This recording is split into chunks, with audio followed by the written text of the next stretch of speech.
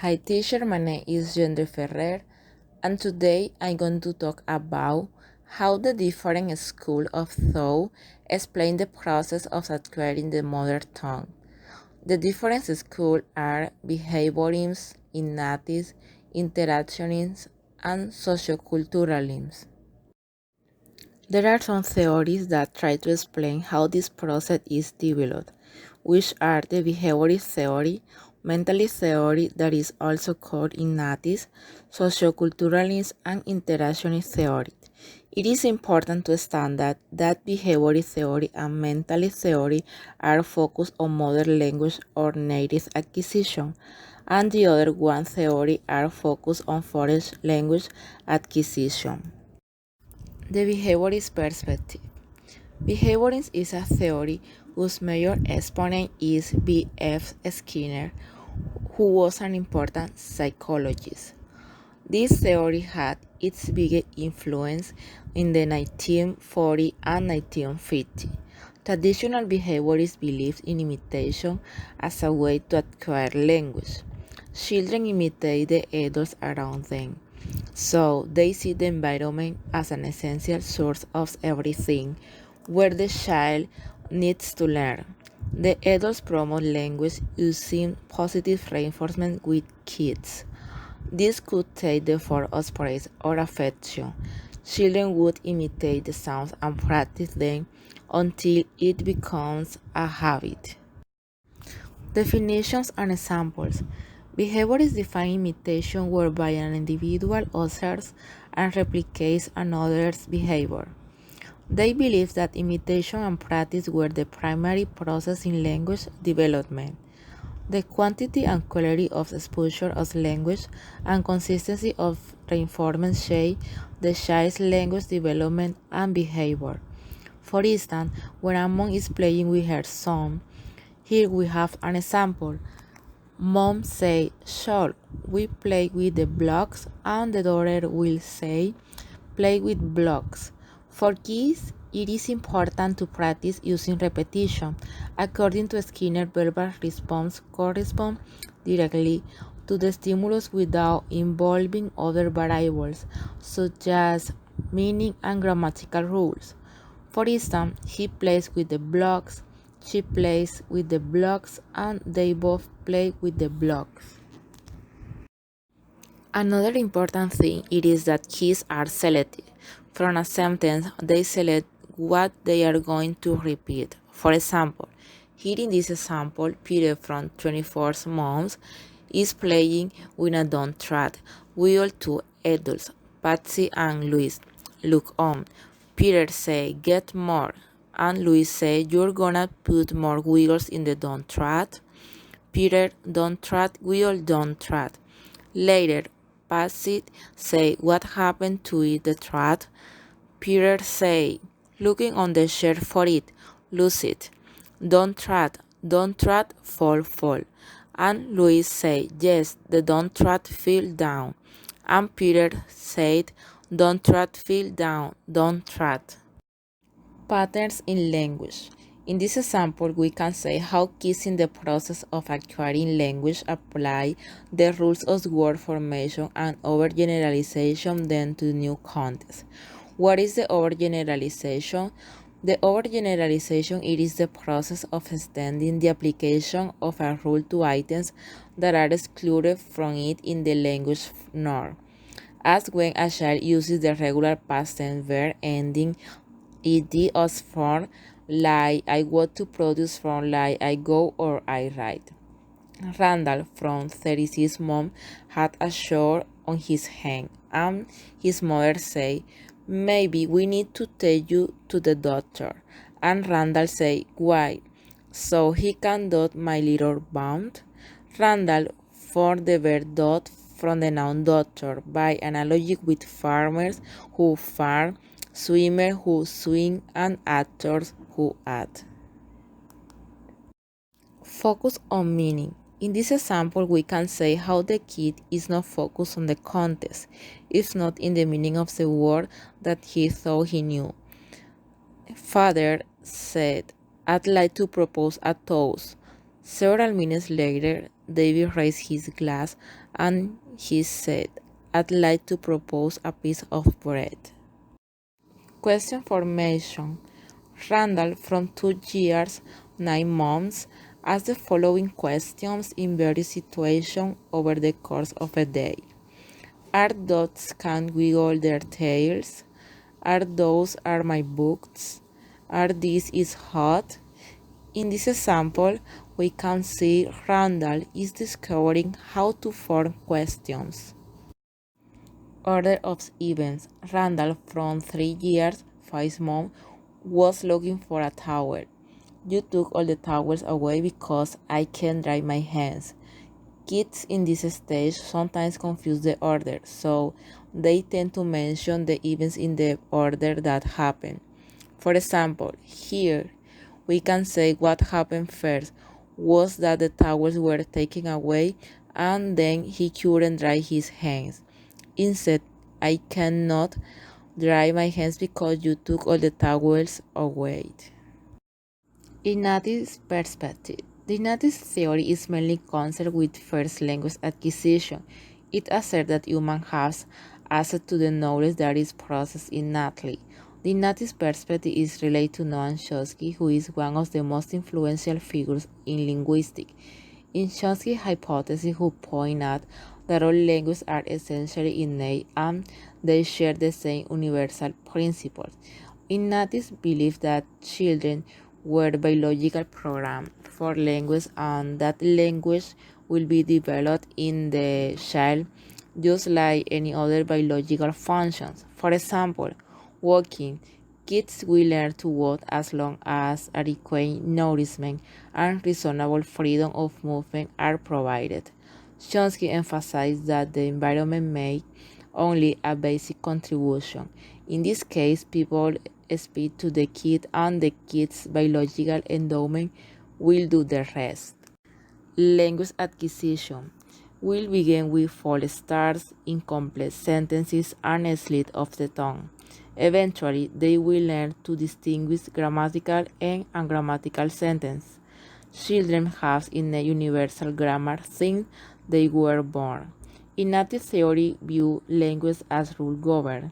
Subsequently, the mind is responsible for the perceptions and processes of linguistic data. Children produce words they never heard before as the result of a creative process. Children learn complex language structures without complicated instructions or really difficult linguistic rules. They eventually will learn it. Interactionist theory perspective. Interactionists are that language development involves biological and social. This means children should be exposed to thousands of hours of interaction with the people and objects around them. In this theory, the environment plays an important role in the process. However, they also recognize a powerful mechanism in the human brain as the innate theory. Don Isaac Slowin has proposed that it may be more like a mechanism for working out the rules of language. It seems to me that the child is born not with a set of linguistic categories, but with some sort of process mechanism, a set of procedures and inference rules, if you will, that he uses to process linguistic data. These mechanisms are such that applying them to the input data, the child ends up with something which is a member of the class of human language.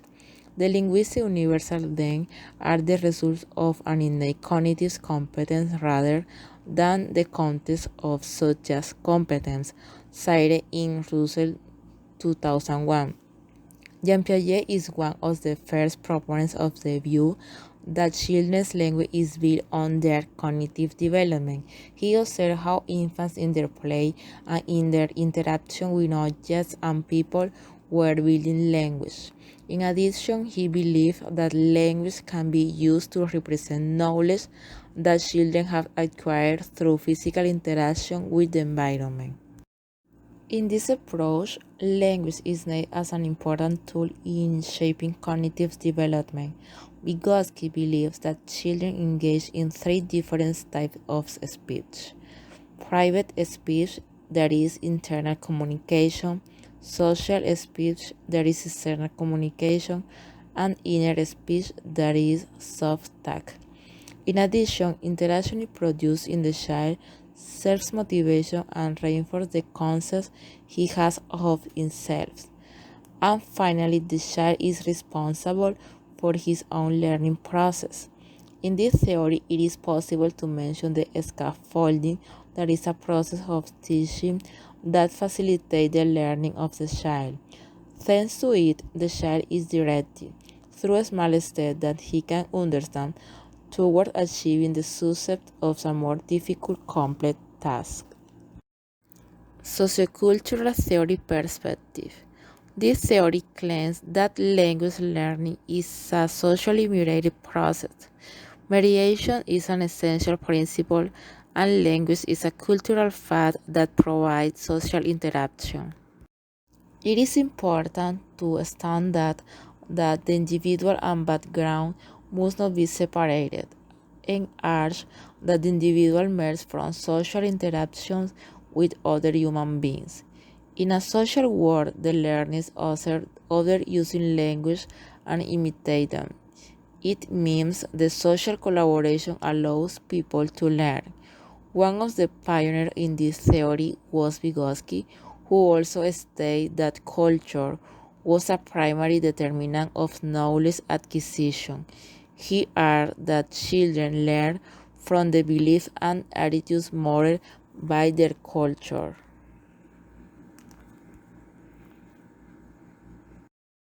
This theory emphasizes meaningful interaction among individuals as the greatest motivating force in human development and learning. There are two essential elements affecting an individual's learning language, which are meaning and mediation. For Vygotsky, mediation refers to the process by which socially meaningful activities transform impulsive and immediate and natural behavior into higher mental process through the use of instruments or tools. This means that the individual does not establish a direct relationship with the world, but that this relationship is mediated through the use of tools. In this mediation process, there are three major categories: mediation through material tools, that is using pictures, cards to aid remembering; mediation through symbolic system, silently rehearsing the words to be remembered; and mediation through another human being. Children could be supported by an adult in the process of remembering. For Vygotsky, meanings develop over time, and that those one and the same word may refer to different aspects of reality. The adult's concept of father, for example, differs substantially from the child's concept of father. Vygotsky adds that the transition from soul to word and back again is actually a very complex process with various stages. It's not true, for example, that soul is simply expressed in words. Here Vygotsky several times used an expression borrowed from Potechnia. The soul is not expressed but complete in the word. In addition, in speech, we need to distinguish its inner, semantic side and its external, audible or facet side, which have their own dynamics. To illustrate that distinction, Vygotsky gives two examples from the development of children's speech.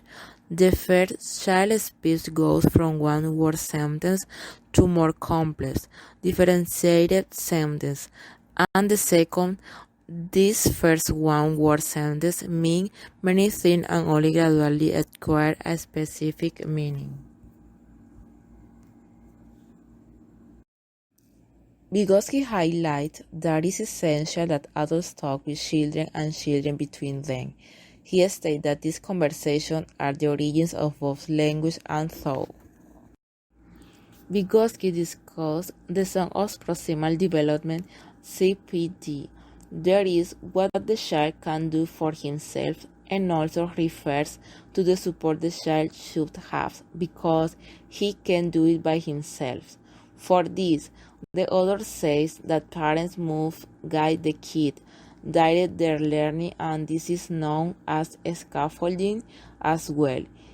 It is the support of the adult so that he can guide the child's learning until the child is able to perform the concrete activity or can solve the problem by himself, being a being.